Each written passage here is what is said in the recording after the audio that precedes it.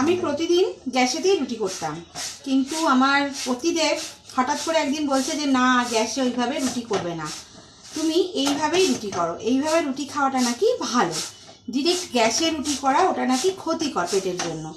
তো তারপর থেকেই শুরু হয়ে গেল আমার বাড়িতে এইভাবে রুটি করা।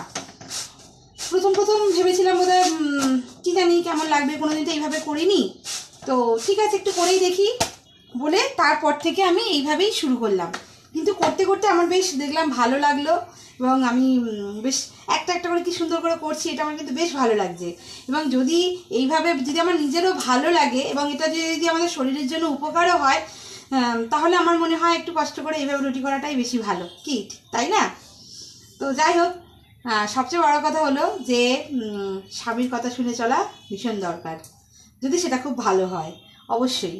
হ্যাঁ, শুনে চলাটা আমি অন্তত শুনে চলি, কে শুনে চলে জানি না, আমার স্বামী কিন্তু সবসময় আমাকে ভালো কিছুই শেখায়, তো আমি সেটা শুনে চলি এবং ভীষণভাবে উপকৃতও হই।